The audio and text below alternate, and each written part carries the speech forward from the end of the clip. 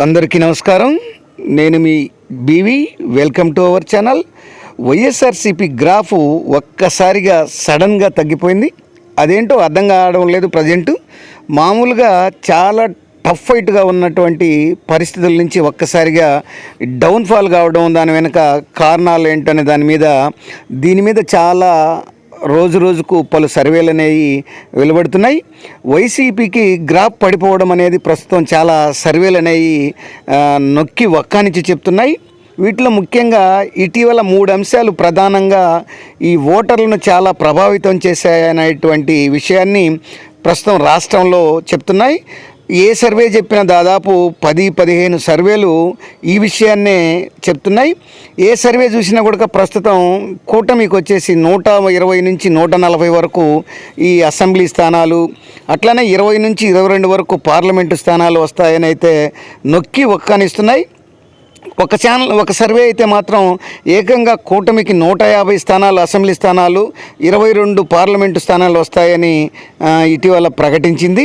గెలవబోయేది కూడా ఆ పార్టీనని ఈ సర్వేలు అయితే చెప్తున్నాయి. ఈ అసెంబ్లీ స్థానాలు 120కి మాత్రం తగ్గవని దాదాపు ఒక 10-15 సర్వేలు అయితే చెప్తున్నాయి.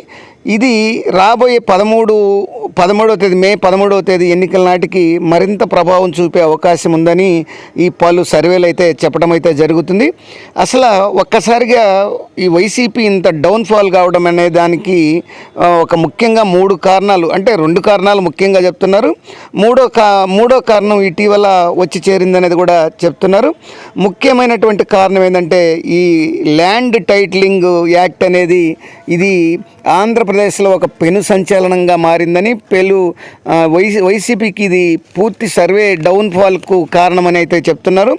ఈ ల్యాండ్ టైటిలింగ్ యాక్ట్ అనేది వైసీపీ సమర్థిస్తున్న, వైసీపీ ఇది ప్రజలకు రైతులకు అనుకూలంగా ఉంటుందని చెప్తున్నా, ఇది క్షేత్రస్థాయిలో రైతులు మాత్రం ప్రజలు మాత్రం దీన్ని విశ్వసించడం లేదు.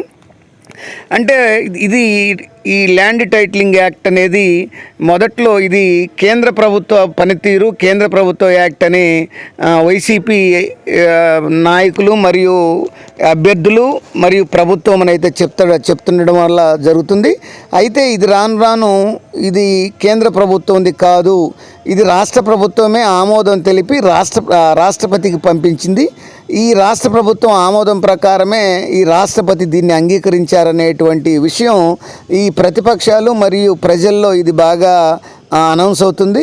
దీనివల్ల తమ భూములు పోతాయి, తమకు దక్కవు, లేదా ఈ రాష్ట్రంలోని ఇతర ప్రదేశాలు, ఇతర ప్రాంతాలు, వాటన్నిటిని తాకట్టు పెట్టినట్టు ఈ ల్యాండ్ టైటిల్ యాక్ట్ ద్వారా తమ భూములు కూడా తాకట్టు పెట్టుకోవడానికి జగన్ ప్రభుత్వం ప్రయత్నం చేస్తుందనేటువంటి ప్రచారం ఇక్కడ ఆంధ్రప్రదేశ్ ప్రజల్లో, రైతుల్లో బాగా వినిపిస్తుంది. దీనివల్ల తమ భూములు ఎడపోతాయనని గత వారం 10 రోజులుగా ఈ ల్యాండ్ టైటిల్ యాక్ట్ మీద బాగా ప్రభావం చూపి ఈ యొక్క వైసీపీ ప్రభుత్వానికి డౌన్ఫాల్ స్టార్ట్ అయిందని చెప్పొచ్చు. తర్వాత మరొక అంశం ఈ యొక్క మేనిఫెస్టో. వైసీపీ మేనిఫెస్టోను మించి తెలుగుదేశం మేనిఫెస్టో ఉండడం, తెలుగుదేశంలో ఆంధ్రప్రదేశ్లోని ఈ యొక్క ప్రజానికానికి, పేదలకు కానీ మహిళలకు కానీ ఈ మేనిఫెస్టో ప్రకటించినటువంటి విధానం, ఆ యొక్క అంశాలు బాగా పనిచేశాయని చెప్పొచ్చు. అంటే ఈ మేనిఫెస్టోని చూసి పలువురు మహిళలు కూడా బాగా అట్రాక్ట్ కావడం, ఈ మేనిఫెస్టో పలువురిని బాగా ఆకర్షించడంతో పాటు వైసీపీ మేనిఫెస్టోను మించి ఇది తెలుగుదేశం కూటమి యొక్క మేనిఫెస్టో ఆకర్షణీయంగా మరియు ఉండడంతో దీని పట్ల ఇదొక ప్రధాన అంశంగా, రెండో అంశంగా ఆంధ్రప్రదేశ్ ప్రజల్లో ఈ జగన్ డౌన్ఫాల్ కావడానికి ఈ కూటమి కొంత ఎడ్జి పెరగడానికి కారణమని చెప్తున్నారు. ఇక మూడో అంశం, గత 4 రోజులుగా ఇది పోస్టల్ బ్యాలెట్, ఉద్యోగులు అనేది పోస్టల్ బ్యాలెట్ ఉపయోగించుకుంటున్నారు. అంటే గతంలో రాష్ట్రంలో 67-70% ఈ పోస్టల్ బ్యాలెట్ అనేది నమోదైతే అది గొప్పగా 70% వరకు నమోదైతే అది గొప్పగా చెప్పుకునేవాళ్ళు. కానీ ఇప్పుడు రాష్ట్ర వ్యాప్తంగా దాదాపు కొన్ని చోట్ల 90% మించి, కొన్ని చోట్ల 85% మించి ఈ పోస్టల్ బ్యాలెట్ వినియోగం అనేది జరిగింది. అంటే దీన్ని బట్టి చూస్తే ఈ పోస్టల్ బ్యాలెట్ ఉపయోగించుకున్నది అందరూ కూడా ఉద్యోగస్తులు మరియు ఎంప్లాయీస్ వీళ్ళు ఉంటారు. అంటే దీని ద్వారా ఈ పోస్టల్ బ్యాలెట్ వినియోగం ఇంత బాగా పెరగడంతో ఇది ప్రభుత్వ వ్యతిరేక ఓటు అనేది ఈ యొక్క ఆంధ్రప్రదేశ్ ప్రజల్లో విస్తృతంగా ప్రచారం జరిగింది. అంటే దీనివల్ల రాబోయే గవర్నమెంట్లో ఈ ఎంప్లాయీస్ అనేది వ్యతిరేకత ఇంత బాగా చేశారు కాబట్టి రేపు మే 13వ తేదీ జరగబోయేటువంటి ఎన్నికల్లో కూడా ఇదే ప్రభావం చూపిస్తుందనేటువంటి అంశం ఇప్పుడు తేటతెల్లం చేస్తుంది. అంటే ఇంతకుముందు గతంలో ఈ యొక్క ఎమ్మెల్సీ ఎన్నికలు జరిగినాయి కదా పట్టభద్రులది, 3 స్థానాలు కూడా ఈ పట్టభద్రుల ఎన్నికల్లో తెలుగుదేశం అభ్యర్థులే గెలుపొందారు.